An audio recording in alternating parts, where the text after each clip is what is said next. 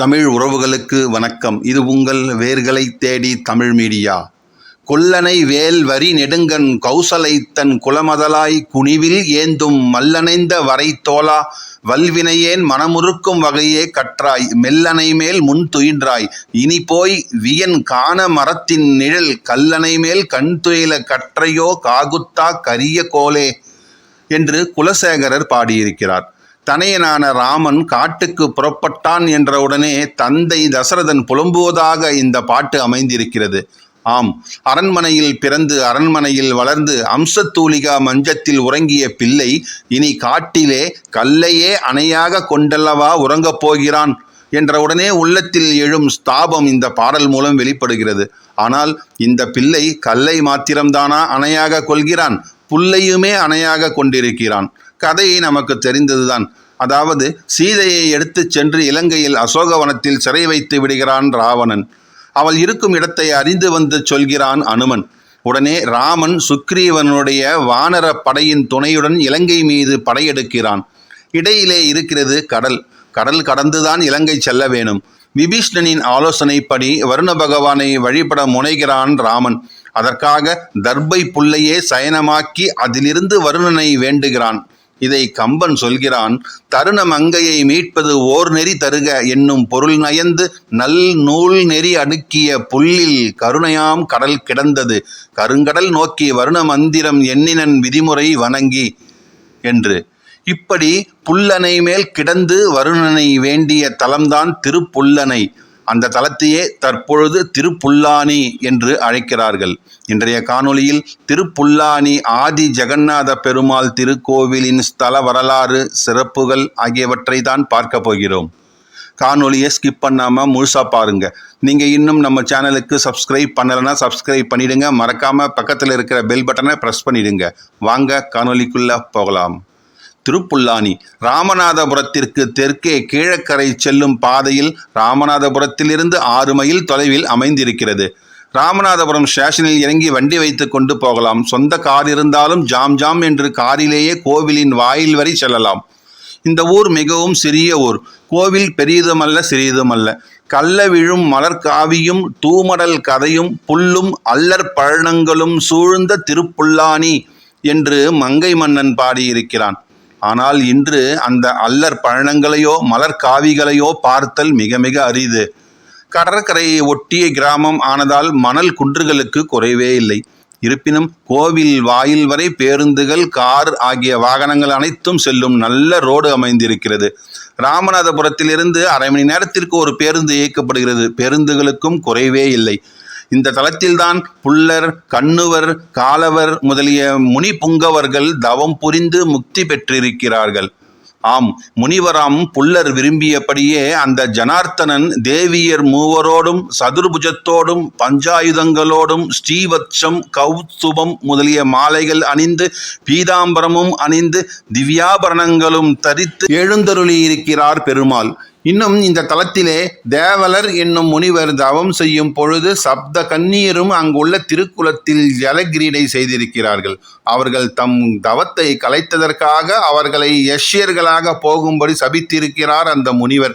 அவர்கள் சாப விமோசனம் வேண்டிய பொழுது அவர்களை புல்லாரண்யத்தில் புல்லர் வழிபட்ட பெருமானை வழிபட்டு சாப விமோசனம் பெற அருளியிருக்கிறார் அந்த முனிவர். இலங்கை செல்லும் ராமர் இங்கு தர்ப சயனத்தில் கிடந்து வருணனை வேண்டியிருக்கிறார். பிறகு இங்குள்ள எம்பெருமானையும் வணங்கியிருக்கிறார். அவரும் ராமனுக்கு வில் ஒன்றை அளித்திருக்கிறார். இது காரணமாக புல்லானி எம்பெருமானுக்கு திவ்ய சரபன், தெய்வ சிலைமன் என்ற பெயர்கள் நிலைத்திருக்கிறது. பின்னர்தான் வருணன் ராமர் முன்வந்து கடலை சுவரடிப்பதை விட சேது கட்டுதலே சிறந்தது என்று ஆலோசனை கூற அதன்படியே நலன் தலைமையில் சேது கட்டி முடிக்கப்பட்டிருக்கிறது. இங்குதான் சேது கட்ட தீர்மானமானது. அதனால்தான் இந்த தலத்தை ஆதி சேது என்று அழைக்கிறார்கள். புல்லர் முதலான ரிஷிகள் ஜெகநாதனை சரணடைந்து பரமபதம் பெற்றதும் இங்கேதான். கடற்கடவுளும் தசரத புத்திரனை சரணடைய அவனுடைய கிருபைக்கு பாத்திரமானதும் இங்கேதான். ஆதலால் இந்த தலத்தில் சரணாகதி தர்மத்தை அனுஷ்டிக்கிறவர்கள் இகபர சுகங்கள் எல்லாம் பெறுவார்கள் என்பது நம்பிக்கை.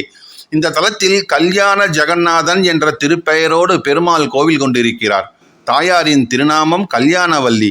கோவிலின் விமானம் கல்யாண விமானம். கோவில் பிரகாரத்தில் ராமன் தர்பசயனனாக சேவை சாதிக்கிறான். பட்டாபிராமனின் சன்னதி வேறு இங்கு இருக்கிறது. ஆதி ஜெகநாதர் அமர்ந்த திருக்கோலத்திலும், ராமர் சயன திருக்கோலத்திலும், பட்டாபிராமர் நின்ற திருக்கோலத்திலும், அரசமர பெருமாள் பட்டாபிராமர் என்று இந்த தலத்தில் மொத்தம் மகாவிஷ்ணுவின் 5 வடிவங்களையும் 3 திருக்கோலங்களையும் கண்டு தரிசிக்க முடியும். இங்குள்ள ஹேம தீர்த்தம், சக்கர தீர்த்தம் ஆகியவை மிக மிக பிரசித்தமானவை. சகல பாவங்களையும் போக்க வல்லவை. இந்த கோவிலில் சிலா வடிவங்கள் நிறைய இருக்கிறது ஆலயத்தின் பிரகார கற்தூண்களிலே. இந்த ஆலயத்தின் ஸ்தல விருட்சம் அஸ்வத்த விருட்சம் என்னும் அரச மரம். அதன் நிழலிலே நாக பிரதிஷ்டை செய்வோருக்கு மக்கட்பேறு உண்டாகும் என்பது தொன்னம்பிக்கை. இந்த தலத்தில் இந்த விருட்சம் அமைந்ததற்கும் ஒரு ரசமான வரலாறு உண்டு. ஆதியில் படைப்பு தொழில் பரந்தாமனிடத்தில் தான் இருந்திருக்கிறது. முதலில் பிரம்மாவையும், அதன் பிறகு நவ பிரஜாபதிகள், இந்திரன் ஆகியோரையெல்லாம் படைத்து, அதன் பிறகு பிரம்மாவை தொடர்ந்து இந்த சிருஷ்டி தொழிலை ஏற்றுக்கொள்ளுமாறு பணித்திருக்கிறார் இறைவன். படைத்தல் தொழிலை செய்வதற்கு தெற்கு நோக்கி பிரம்மா வந்த பொழுது கோடி சூரிய பிரகாசத்தோடு ஒரு ஜோதி தோன்றி மறைந்திருக்கிறது. அந்த ஜோதியின் ரகசியம் என்ன என்று பெருமானிடம் கேட்டபொழுது பெருமானோ அதுவே போத ஸ்ரூபமான போதி மரம், அதன் மரத்தடியிலே தான் ஜெகநாதன் தங்கியிருக்கிறான் என்று அவர் கூறியிருக்கிறார். அது காரணமாகவே போதி என்னும் அரச மரம் ஜெகநாதனுக்கு நிழல் தரும் தருவாய் இங்கு அமைக்கப்பட்டிருக்கிறது.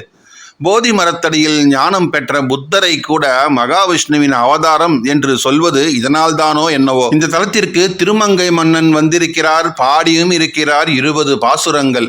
ஆம், அவர் பாடிய பாசுரங்களில் பல நாயக நாயகி பாவத்தில் அழகொழுகும் வண்ணம் அமைந்திருக்கிறது. வில்லால் இலங்கை மலங்க சரந்துறந்த வல்லாளன் பின்போன் நெஞ்சம் வரும் அளவும் எல்லோரும் எந்தன்னை ஏசிடினும் பேசிடினும் புல்லானை எம்பெருமான் பொய் கேட்டிருந்தேனே என்பதுதான் அவருடைய பிரபலமான பாசுரம். இந்த ஆதி சேதுவின் காவலரே ராமநாதபுரம் ராஜாக்கள். சேது கரையையும் உள்ளடக்கிய பிரதேசத்தில் அரசராக இருந்த காரணத்தினால் அவர்களை சேதுபதி மன்னர்கள் என்று அழைத்தார்கள். திருப்புல்லானி கோவில் எப்பொழுது யாரால் கட்டப்பட்டது என்று சொல்வார் ஒருவரும் இல்லை இங்கு.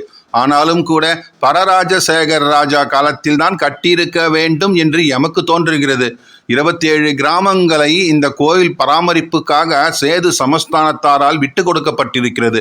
அதற்கும் தாமிர சாசனங்களும் ஓலை சாசனங்களும் உண்டு. மேலும் கிபி 17ஆம் நூற்றாண்டின் பிற்பகுதியில் சேதுபதியாக இருந்த கிழவன் சேதுபதி என்னும் ரகுநாத சேதுபதி அவர்கள் 11 கிராமங்களை இந்த திருக்கோவிலுக்காக தானமாக வழங்கியிருக்கிறார்.